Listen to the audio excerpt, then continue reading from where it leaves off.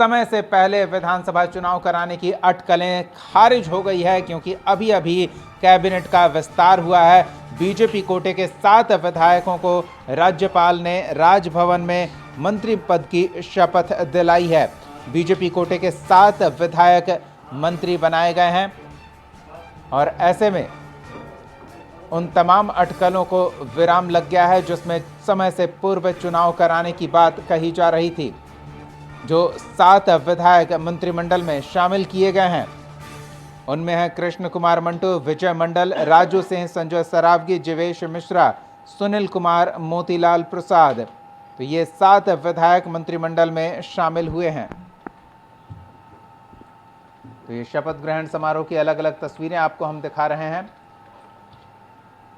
संजय सरावगी, सुनील कुमार, जीवेश मिश्रा और राजू सिंह, ये 4 बीजेपी कोटे से विधायक जो मंत्रिमंडल में शामिल हुए हैं, और ये 3 मोतीलाल प्रसाद, कृष्ण कुमार मंटू और विजय मंडल।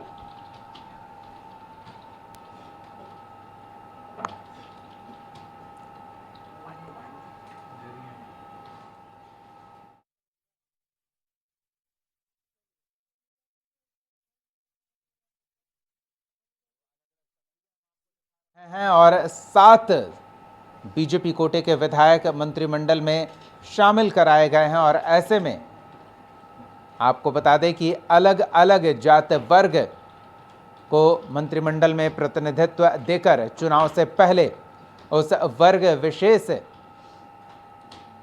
को साधने का प्रयास किया गया है। वर्ग विशेष के साथ संगठन का जुड़ाव बेहतर बनाने का प्रयास किया गया है।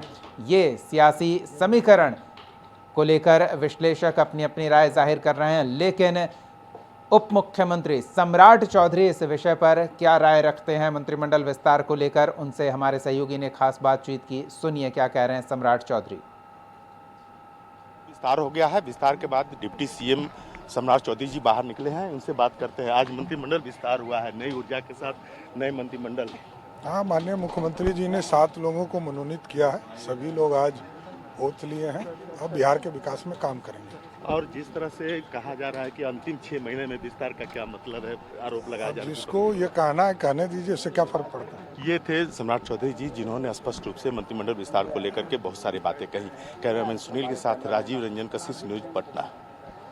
चलिए तो सीधे राजीव के पास चलते हैं। राजीव, सम्राट चौधरी से आप बात कर रहे थे, उन्होंने जो टालने वाले सवाल हैं उसका ये जवाब देकर निकल गए कि कुछ ना कुछ तो लोग कहते ही रहेंगे, उनका काम ही है कहना। लेकिन बड़ा सवाल अब भी यही बना हुआ है कि बस चुनाव में जाने का समय है, चुनाव दरवाजे पर दस्तक दे रहा है और ऐसे में आप कैबिनेट का विस्तार कर रहे हैं, क्या माना जाए? यही सवाल मैंने सम्राट चौधरी से पूछा था। उन्होंने कहा कि जो कहने वाले कहते रहे। अभी यही सवाल मैंने अशोक चौधरी से पूछा, तो बोले कि वो लोग तो 3-3 महीने पर मंत्रालय बदलते थे, शपथ ग्रहण कराते थे। तो ये सवाल उठ रहे हैं, तो सवाल का जवाब भी मिल रहा है। लेकिन असली स्थिति यही है कि भाजपा का जो है मंत्रिमंडल विस्तार जो है काफ़ी दिनों से लंबित था और काफ़ी समय से ये लग रहा था कि कयास लगाया जा रहा है कि अब होगा, क्योंकि अब चुनाव के मात्र 6 महीने रह गए हैं और 6 महीने पहले मंत्रिमंडल विस्तार हो रहा है। तो भाजपा जो है इस मंत्रिमंडल विस्तार को साधने में लग गई है और समीकरण बनाने में लग गई है, और सारे समीकरणों को खंगालने के बाद ही ये 7 नाम तय हुए हैं और ये 7 के शपथ ग्रहण समारोह हुए हैं। तो कहा जा सकता है कि देखिए दीपक, यह तो पहले से ही अपेक्षित था कि मंत्रिमंडल का विस्तार होना है। जदयू कोटे से एक भी मंत्री पद खाली नहीं था, इसलिए ये माना जा रहा था कि भाजपा कोटे से ही विस्तार होना है। वो तिथि कब आएगी? वो तिथि आज आ गई और शपथ ग्रहण समारोह हो भी गया। तो अब क्या है कि भाजपा पूरी तैयारी के साथ एनडीए घटक दलों के साथ मिलकर के चुनावी मोड में आ गई है। अब चुनाव के लिए उन लोगों ने कमर कस लिया है। भले ही 6 महीने पहले विस्तार हुआ है, लेकिन 6 महीने में बहुत कुछ किया जा सकता है उस मंत्री को जो नए मंत्री बने हैं। इतना तो समय काफी है किसी भी वर्ग विशेष को अपने साथ बेहतर तरीके से जोड़ने का। राजीव, आप बने रहे हमारे साथ। मंत्रिमंडल में शामिल होकर आए जाने और शपथ ग्रहण के बाद कृष्ण कुमार मंटू ने क्या कहा है वो जरा एक बार अपने दर्शकों को सुनाते हैं और उनसे सुनते हैं क्या कह रहे हैं वो। मंत्रिमंडल में आभार सबका, अपने एनडीए सभी नेताओं का, अपने मुख्यमंत्री जी को, मुख्यमंत्री जी को, सभी का आभार व्यक्त करते हैं। उन्होंने नौजवान बड़े भरोसा किया है और नौजवान के पास एक ऊर्जा होती है, उस ऊर्जा का सकारात्मक प्रयोग करना है, सफलता हम लोग कदम चलेगा। अपने क्षेत्र के लोगों को क्या कहिएगा? क्षेत्र के लोगों ने सेवा करने, काम करने का अवसर दिया और उनके मान सम्मान को और बिहार लेवल बढ़ाने का हम लोग काम। चलिए, मंत्रिमंडल में शामिल हुए नए मंत्री ये कह रहे हैं कि काम करके दिखाना है, समय कम है लेकिन ऊर्जा से लबरेज है ये। राजीव के पास एक बार फिर से चलते हैं। राजीव, कई विभाग एक एक व्यक्ति संभाल रहे थे, अब उन विभागों में हेर फेर देखने को मिलेगा और ऐसे में बड़ा सवाल ये है कि किसके विभागों में कटौती होगी और इन 7 सदस्यों को कौन कौन सा विभाग किस हिसाब किताब से आवंटित किया जाएगा, उसको लेकर क्या कुछ चर्चा हो रही है? तो राजस्व एवं भूमि सुधार विभाग तो किसी न किसी को मिलेगा। ये बात आ रही है कि जीवेश मिश्रा को शायद मिल सकता है। रह गई बात कि पर्यटन विभाग और उद्योग विभाग नीतीश मिश्रा जी के पास है, तो उसमें से एक विभाग कटेगा। वो रह गई बात कि विजय सिन्हा जो डिप्टी सीएम है, उनके पास 3-4 विभाग ऐसे हैं, महत्वपूर्ण विभाग हैं। पथ निर्माण विभाग हुआ, फिर आर्ट एंड कल्चर हो गया, फिर खनन विभाग हो गया, तो उसमें से एक आध विभाग कटेंगे और वो ये नए मंत्री को मिलेंगे। और उसके अलावा बात कर ले तो प्रेम कुमार का विभाग है, सहकारिता विभाग भी है, वन एवं पर्यावरण जलवायु परिवर्तन विभाग है, तो उसमें से एक विभाग कट करके शायद मिल जाएगा किसी को।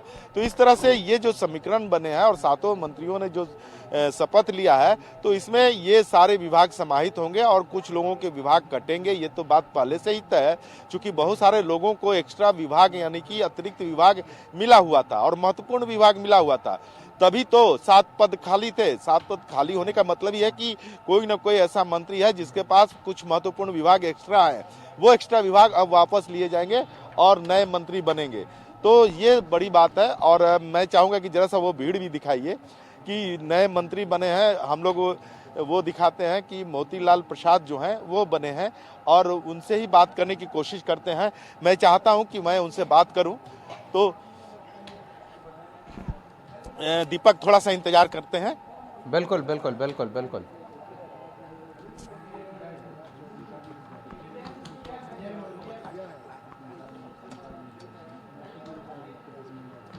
तो देखिए, दीपक हमारे साथ मोतीलाल प्रसाद है और रीगा से विधायक है। क्या कहेंगे, पहली बार मंत्री बने हैं? जो जवाबदेही मिली है उसका पूरी निष्ठा से, पूरी सक्रियता से पालन करूंगा। ये जवाबदेही मिली है और रीगा के आप मजबूत नेता हैं और जिस तरह से नीतीश कुमार प्रगति यात्रा के दौरान वहां गए थे, तो आप लोगों ने जिस तरह से उनका स्वागत किया, तो उसी समय ये अंदेशा लगने लगा था कि आप मंत्रिमंडल में शामिल होंगे। तो हमारे नेतृत्व ही जानते हैं, हम लोग को काम करना है और काम करते हैं, लोगों के बीच रहते हैं, काम करते हैं। आज एक नई भूमिका मिली है तो उसका निश्चित रूप से मुख्यमंत्री जी के नेतृत्व में, उप मुख्यमंत्री जी के नेतृत्व में पूरी तरह खरा उतरने का प्रयास करूंगा। ये बताइए कि विपक्ष हमलावर है, कह रहा है कि 6 महीने में मंत्रिमंडल विस्तार करने से क्या होगा, मंत्री क्या काम कर पाएंगे? आप तो पहले से तैयारी कर रखे हैं कि क्या क्या काम है। 7-8 महीना काम करने के लिए कम नहीं होता। 7-8 महीने में बहुत कुछ किया जा सकता है और मैं अपने क्षेत्र नहीं पूरे बिहार के लिए हम जानते हैं कि समय कम है, लेकिन इन कम समयों का उपयोग करते हुए और अधिक से अधिक हम लोग काम कर पाएंगे, ऐसा मुझे विश्वास है। एक क्षेत्र, आपके क्षेत्र में अब सीता सर्किट का, मास जानकी सर्किट का विस्तार होना है, उसको लेकर के आप कितने तैयार हैं? भारत सरकार और राज्य सरकार से मंदिर के परिसर को और मंदिर के ढांचा को ठीक ठाक करने के लिए आवंटन किया गया है और वो आवंटन का व्यय खर्च ठीक से हो जाए तो वहाँ पर समझिए कि 4 चांद लग जाएगा। और राज्य सरकार ने भी आवंटन दे दिया है और केंद्र सरकार ने भी आवंटन दे दिया है। बस अब नक्शा डिजाइन बन रहा है, वो स्वीकृत होने के बाद मंदिर एरिया भी चमक जाएगा। ये थे नव नियुक्त और जिन्होंने अभी शपथ लिया है, हालांकि इनके बिल्कुल, तो कार्य को लेकर उत्साहित हैं। समय भले कम है लेकिन काम करके दिखाना है, यानी कि चुनाव में जाने से पहले अपना रिपोर्ट कार्ड बेहतर करने की एक गुंजाइश बनी है और उसमें कोई कोर कसर कोई भी विधायक जो मंत्रिमंडल में शामिल हुआ है वो नहीं छोड़ेंगे। बहुत बहुत धन्यवाद राजीव, इस तमाम बातचीत और ताज़ा तस्वीरों के लिए।